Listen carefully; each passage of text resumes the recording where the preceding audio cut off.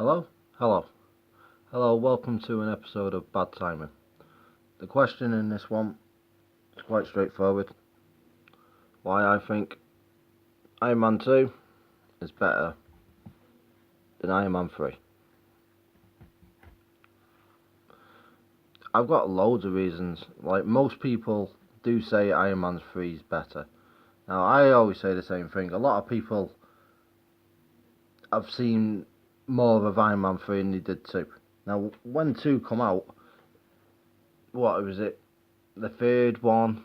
Some people argue in the timeline it was the second one, right before Hulk. Some people say it was after. The argument's there, but it's early, and its job was basically to introduce characters, and it did. Black Widow, Nick Fury, Coulson was in it again, and you had bad guys. The new Rhodey, I do prefer the guy in the first one, in the best Iron Man film, Iron Man 1 by far. I don't think anyone says that Iron Man 2 or 3 is the best one out of Iron Man series. It's always said that Iron Man 1 is the best, and a lot of people say it's one of the best comic book films ever. I give it a 9 out of 10. It's excellent. But going back to this, Iron Man 2 tried to cram too much in, and it took away from the villain big time. Like, Whiplash just wasn't given the right story, or it was given the right motivation, but after that it kind of fell flat, apart from the action scenes. Justin Hammer, on the other hand, was excellent. I thought he was brilliant. Like, the character, he was like a middle road character. He's not a villain. He's not a good guy. He's a person who's trying to get somewhere, using weapons to get into the Pentagon, as he says. Comes across Whiplash and goes from there. But they kind of, I don't know. It didn't quite work, but it was much better than what I thought in the third one. Adrian Killian. Now, I know what you're thinking. You're going to say, well, you're going to say the Mandarin. Now, I didn't actually mind it. Like, I like the fact that they actually tried to do something like that. But the reason why I didn't like it is because I just didn't understand. There you got the perfect actor doing the perfect role. In the trailers and the little things in the film, he was excellent when he was actually playing the villain, and then it come out what he was, blah blah blah. The Mandarin twist, and then he says it at the end, I'm the Mandarin. I wasn't a fan of that. I really wasn't. But without a doubt, the better villains were in Iron Man 2 for me. Killian, it just fell flat to me. The fire people, loads of Iron Man suits. I remember saying at the time, if they did make Infinity War, all those suits are blowing up. How handy would that be in a battle? And I remember just thinking when I watched Infinity War, all those suits blew up in Iron Man 3. Oh, like, just throws in extra. Just saying, they're all there running behind the Hulkbuster suit. Missed opportunity. Iron Man 2 just was there just to get people out there. Now, without this film, like Black Widow debut, Nick Fury's first proper role in a film. Rhodey, a new Rhodey. I so much prefer the guy in the first one, even now. Pepper Potts was given more room in this film to manoeuvre, but, the love interest, sometimes helps, sometimes doesn't. I think in this time, it helped and didn't, but it got us more used to those two characters, like more screen time.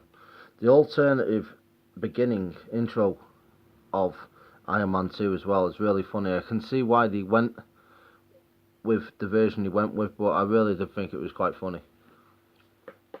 But for me, like, if I was marking it, like, I've marked it separately a while ago. I marked all the MCU films and rated how I marked it to Rotten Tomatoes, and I got Iron Man,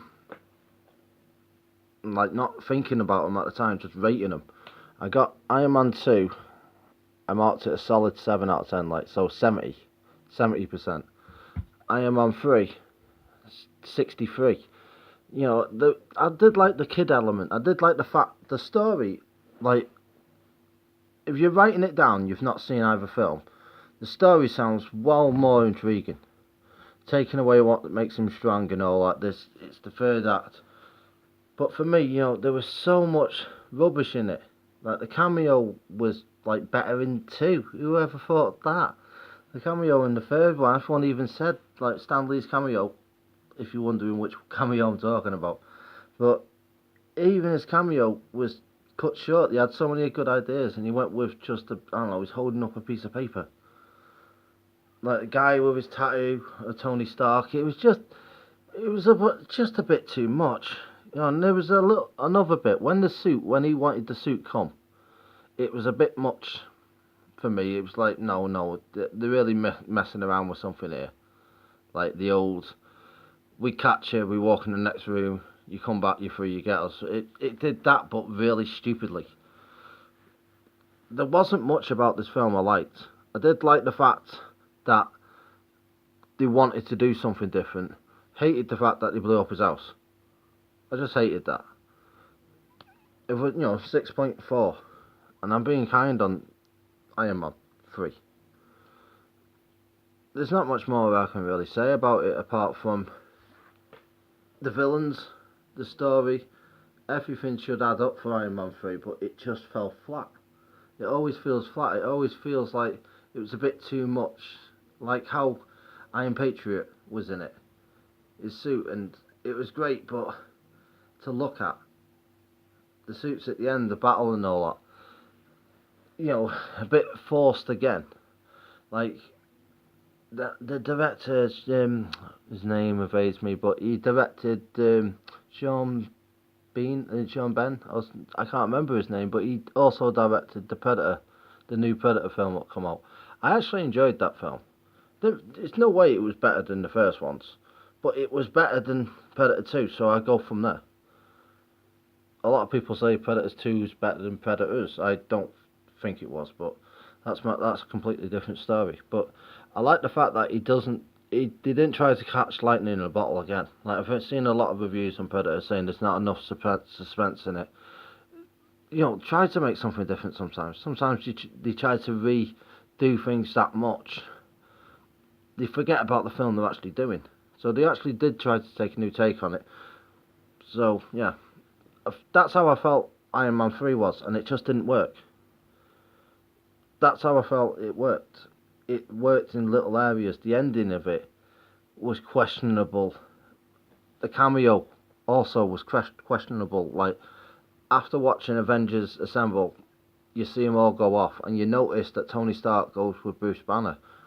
You're kind of wondering at the time, because a lot of people are saying in the film reviews, like, he can't call for his friends, he just can't. Making Mickey Mouse like comments about Tony Stark and the MCU, blah blah blah. But if you actually watch Avengers Assemble, why would he want to do that? And plus Cap and that, you can see ego. He's just sprayed all over it. But yeah, I still stand by it. Sorry if there's a lot of people that disagree with it, but that's my actual reasons.